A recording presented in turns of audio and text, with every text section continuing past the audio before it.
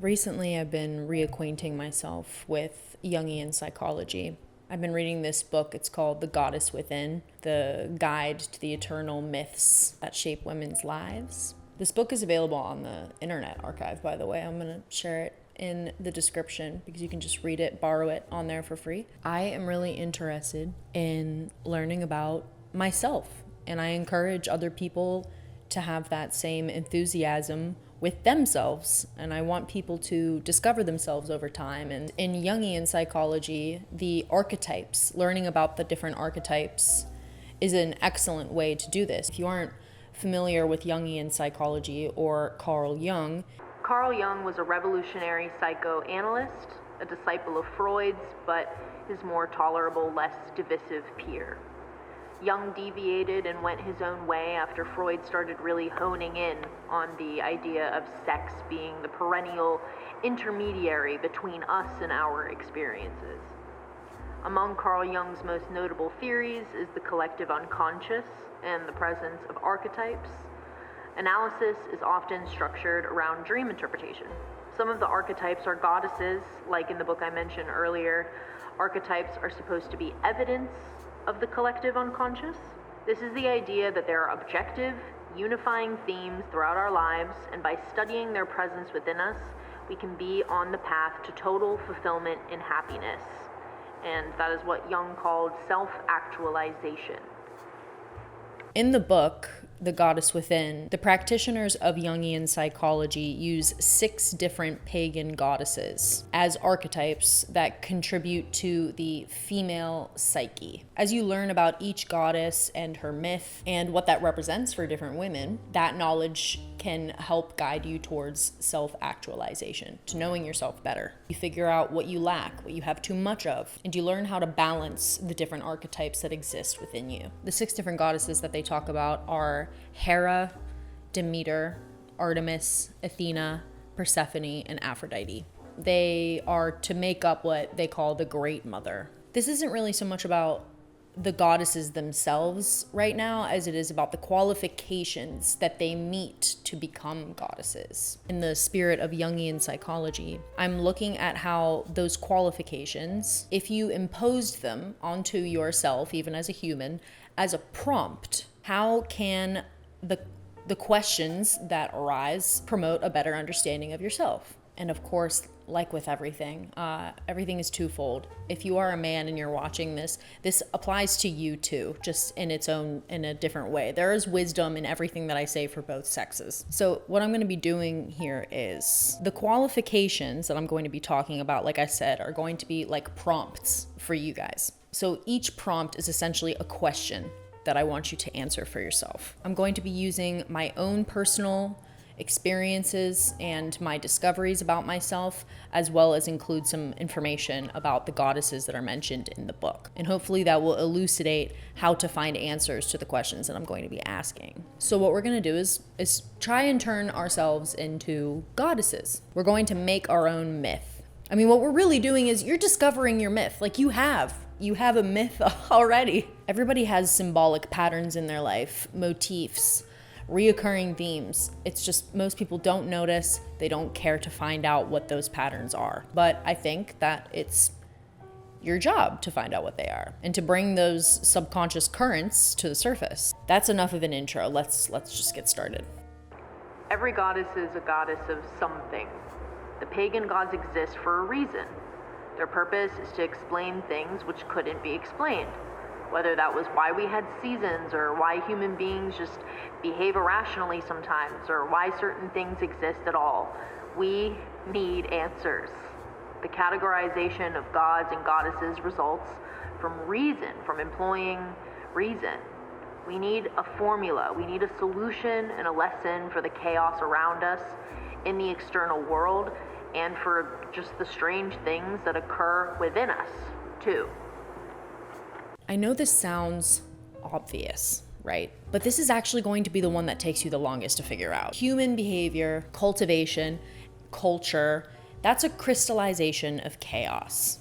And so is whatever you decide to title yourself as. Humans by nature order themselves. It's a good thing to figure out what you're the goddess of, what represents you. Why are you? It will say everything about you. You'll realize that later. Why you are the way you are, how you're going to act in the future, how other people experience you. All of the answers will, like, literally, it'll just make sense. You have a rule, even if it's just one rule in your life that holds at the center. It is the explanation of all of the gravity and magnetism in your whole life. You represent something, I promise. And when you find out what that is, you're going to be an ambassador of that thing. Like I said, you probably won't know this until a little bit later in your life. I'm explaining this at the beginning because it's the main thing. But me mentioning it now is just so that you put your antennas up. This is the call to awareness for you, to notice that there is something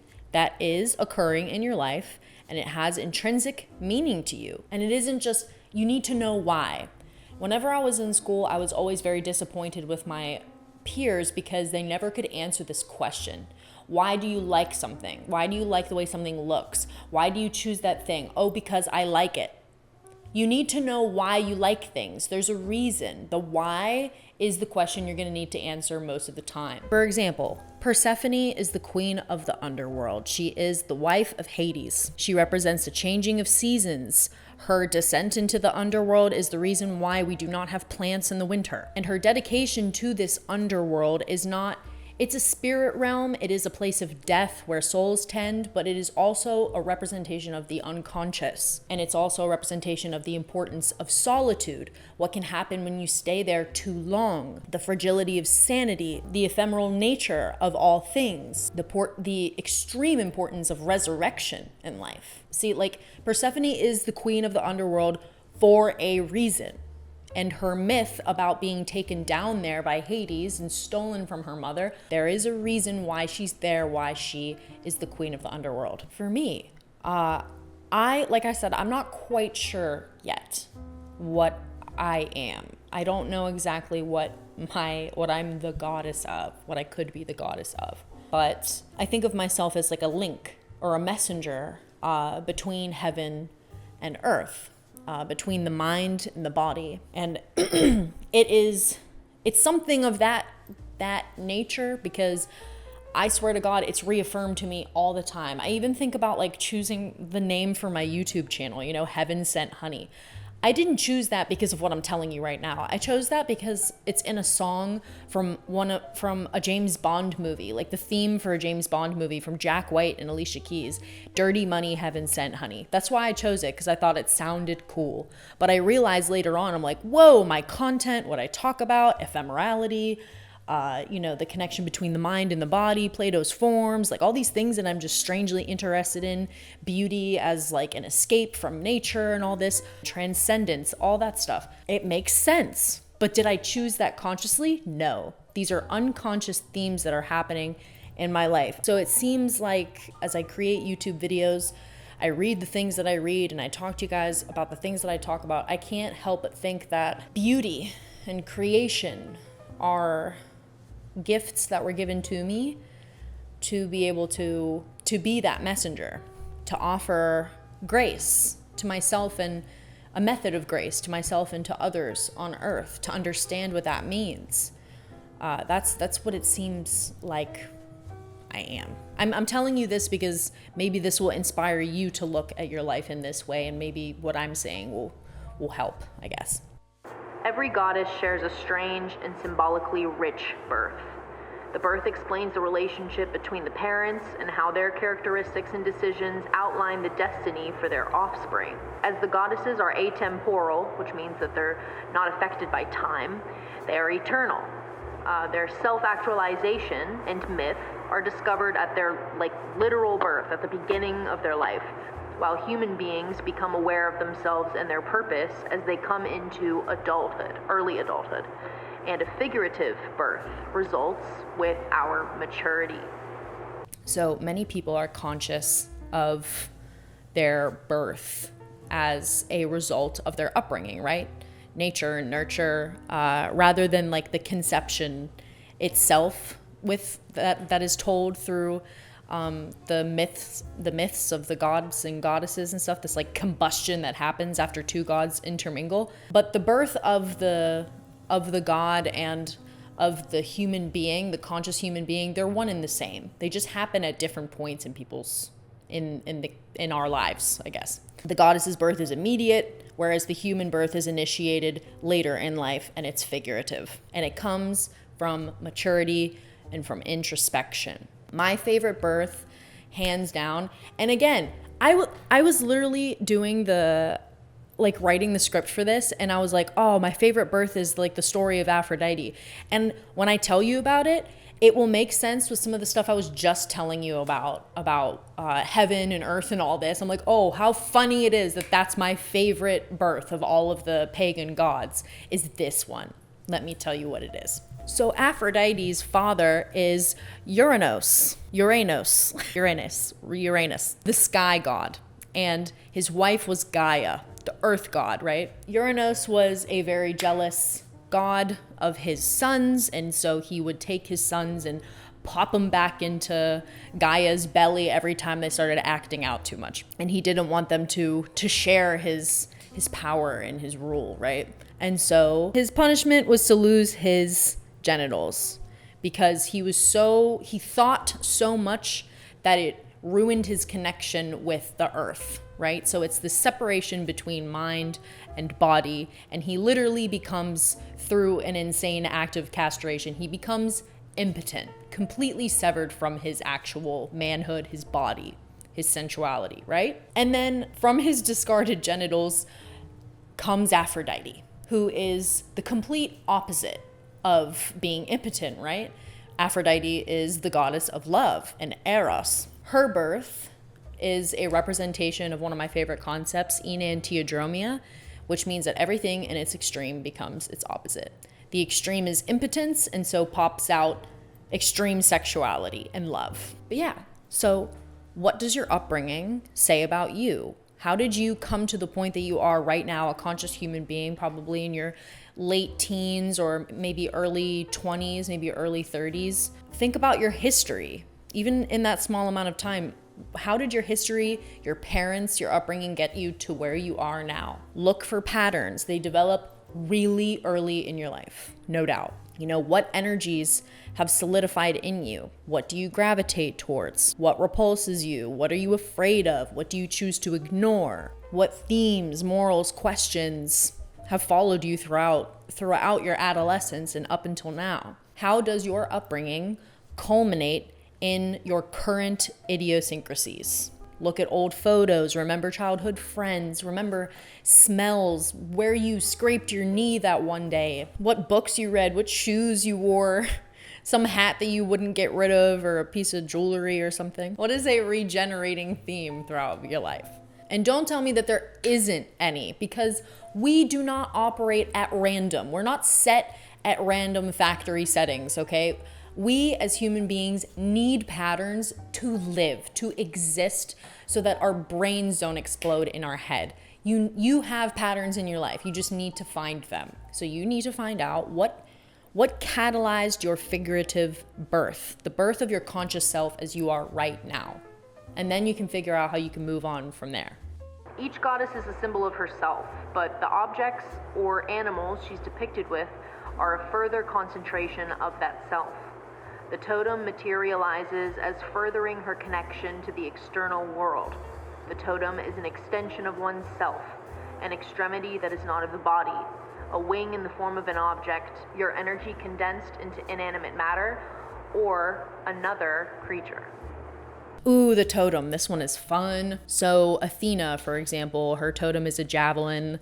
Aphrodite, her totem is doves, myrtle. Artemis, it's a deer. I don't want you guys to think in terms of animals. I like the idea of an object, though like a lot of goddesses are affiliated with animals. But I think the reason why I say objects, I want you to think about an object that represents you, is because objects, a tool, apparatus amplifies you. So try to think of a tool or just any kind of like object. It could be like an art object or something like that represents you. Figure out, decipher why you chose that thing. You need to know why. So to better help you guys, I'm going to tell you what my totems are. I discovered this, I'm 27. I discovered this year, that one of my totems is my opera glasses. And for a couple of years, I had been playing around with the idea of vision for myself, sight. And I've actually had literal visions, like hallucinations, where I have been given sight by somebody, some entity, some god, whatever. Like literally, like they replaced, this is how what I was dealing with. I was sitting on the ground and it felt like somebody took my normal eyes out of my head and put special ones in my head. But yeah, I've thought about sight a lot. I've thought about what sight and eyes, blindness and things have to do with seers and prophets and people who can see into the future. But it's also this idea of just like looking closer, being more tuned in to your senses, being detail oriented by magnifying something all the way to a point where its original context is removed. Choice, selectiveness, refinement are all part of sight, vision, magnification. Yeah, so I thought that was a very fitting thing for me to have in my life. And I also have issues with my own vision, actually. I wear contacts and glasses, but I thought a lot about how that gradual loss of vision also means a gradual tuning into my body. I could talk all day about it, but yeah. This is how you should think about like an object. This is how you should be looking at how things represent you, the themes that it encapsulates, the symbolic nature of an object and its meaning to you. And how does that echo throughout your life or your tendencies, the things that you do. That's how you should be looking at this object. That's how you should be looking at your totem. And I also think that you should carry your totem with you all the time as a reminder of who you are. The defining act. Just as the goddesses are known for representing or being associated with certain things, their idiosyncrasies create the actual myths they are known for. Each goddess is known for certain events that have transpired between her and the world around her. This is the goddess's individual impact on others, as well as a conversation with herself. So this is going to be the event which, aside from your birth, will represent your legend. There can be more than one of these stories for yourself. Of course, you'll have many defining acts throughout your life. But the final act, the primary one, is something you probably won't recognize or have until later in your life. Very much like you won't know what you are the goddess of for a really long time. You won't know what your defining act is. But it's important to, like I said, be aware, to start the awareness, to start noticing whether or not these things are happening in your life. At some point, for sure, up until now, there's definitely been a formative event for you. And it's something, these events will resonate with you until you die. They act like an outline for all of your behavior. You need to find out what that is or what they are, notice it in the first place, and analyze it.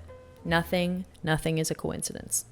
The event that defines Demeter, for example, is a search for her daughter Persephone after Hades took her to the underworld. Like I said earlier, it's supposed to be an explanation for why plants don't grow in the winter. However, that defining act is as psychological for Demeter as it is for us as women. Demeter is known as being a triple goddess: the maiden, the mother, and the crone. And it's debated among scholars as to whether or not Persephone is part of Demeter rather than being her own separate deity. Persephone, if she was not a separate deity, would represent the maiden in Demeter.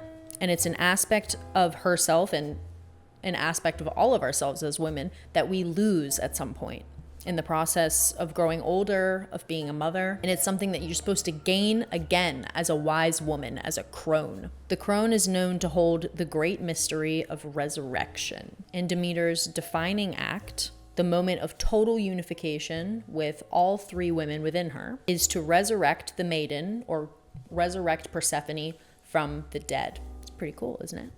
I think many defining acts can follow this kind of plot line, right? It's like the classic journey of being, of existing, getting lost, and then learning how to be again. But this is to be your legend. There can be many defining acts in your life, and they guide you on to the next level of understanding of yourself. Every goddess is opposed to another goddess. This is shown visually on the goddess wheel: Aphrodite and Demeter, Athena and Artemis, Persephone and Hera. Knowledge of one's opposite is purifying, humbling, and revealing. Only in stark contrast do we gain completeness. A dynamic relationship is one where opposites work together rather than against each other. I've said it in other videos before, like in my video for how to be the only woman like you in the world. You need to uncover the opposing forces that are at play within you, and you need to find balance, harmony between them. More than once throughout your life, you're going to fall out of balance between the two of them. It's also observed too, I think it's interesting, in Jungian psychology that we switch from one goddess to another in the second half of our life. And for many women, the goddess that they end up identifying with later in life is their natural opposite. When it's time for the turnover, right, it's triggering. It's called the midlife crisis. And it's because you naturally gravitate to something that you're not used to or not comfortable with. Now, these don't have to be like goddesses for you, but they will definitely be characteristics and phases that will feel very foreign to you. And it is your job to understand what that phase is, how you departed from the other phase, how they come to reconcile between one another. You mediate between the two. You need to find balance and harmony. Dynamics are very important when it comes to figuring out who you are. For example, like I said a million times in this video, my dynamics are the mind and the body problem. I have too much mind right now, okay? Too much, I think too much, okay? And it separates me just like Uranus from the rest of my body, which is why I have been trying to be a sensualist. I've been trying to work for my senses rather than against them by cutting myself off from them through things like thought and idea. Those are the opposites that I must grapple with in my life. And they also represent earth and heaven, right? Heaven sent, honey. So see, it's an undulation. Like these things keep coming back and they keep surfacing over and over and over again. Like these types of things that I'm telling you now about myself are things that I cannot ignore anymore because they are so prominent. Those things are there in your life too. You just need to be aware of them. Even the gods had flaws, but their flaws were a part of their understanding. Your wound is equal parts of your legacy as your strengths. For each human and goddess, there is a wound, and there is the incentive for balance. It is the repair that you will seek for a large portion of your life. If you choose to ignore it, you prohibit your growth, and your life and relationships with others will be in a state of disrepair. Each wound has an origin, and it is the mark of imbalances, but they are not to be ashamed of. They are the antagonists we must offer a chair in our lives so we can become fully unified beings. This is the last thing that I'm going to talk about, but this is one of the most difficult things that everyone is going to have to deal with in their life. They're going to be your flaws, your inadequacies, the thing that you lack in your life, your wound. It's what the book calls the wound. For example, for Athena, her wound is the lack of connection with her mother, which means it leaves her very unsure of her intuitions because she works off of rational thought and logic because she's a father associated goddess. And it also is a lack of respect and consideration for her physical body and its treasures. So, for example, to help mend that wound, Athena could use a healthy helping of maybe some wisdom from Aphrodite, from Eros, and the sensual pleasures of life to help heal that wound and have a better connection to her femininity. For Aphrodite, for example, her charm with men was also an incentive for other people to ostracize her, other women to ostracize her. And she was often heavily, and still is, and probably always will be, heavily exploited for her sexual gifts and sensual gifts, her charm. For Persephone, her inwardness threatens to detain her into the world of the underworld, the unconscious, the solipsistic, for too long. And it's something that can cause madness. Persephone is oftentimes considered a mystic. So if she's properly regulated with traits of other goddesses, then she should be able to breach the other side, to touch that insanity, but also come back. To be able to reconcile your wound in your lifetime is a form of acquiring wisdom, and it's often bound up with your myth or your legend, of course. To reach self-actualization, to know yourself better, you need to know what your weakness is. And a lot of the time too, it's your strength that leaves a weakness. And you need to learn how to supplement that or to heal the wound. For a lot of us, it's healing. These can be really small things that you discover and mend over time. You know, maybe you have a certain wound earlier in life and you have a different one later that you discover that's way more harrowing than the first one. You know, we're not perfect. It's going to be a difficult ride. But the wound is one of the primary dramas of your life. And it's often bound up with, the defining act, for example. Also, don't deny it. Don't deny your weakness. And then you're able to become a more unified whole. This was a long one. Yeah, I just think that people, when they interact with others in the world, when they go out into the world, are better if they know themselves well. I think that you can be like a tool for yourself, and if you don't know how to use this tool, then you can hurt people.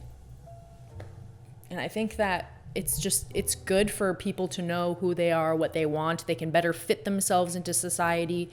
They know when to say yes, when to say no, what to put their energy into. I think self-actualization, knowing, what your style is, knowing things about yourself, understanding your past, your wounds, the forces that are at play in your life. These are extremely important. It's helpful for you, for your friends, for your family.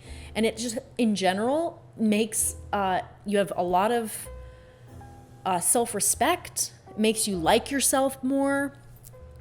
And people end up liking you more because you're fluid and you're happy with yourself. It just makes life way, way better, more interesting. You become better at life. You're better with using this tool, and life becomes a way more enjoyable enterprise. So I'm trying to give you guys methods. Jungian goddess psychology is one of them that I just happened upon recently. So I'm sharing it with you because I think it would be beneficial for you guys to be able to, regulate yourself, self-control, discipline. Those are all the highest modes of being. Figure yourself out. It's worth your time. It's worth a lot of your time.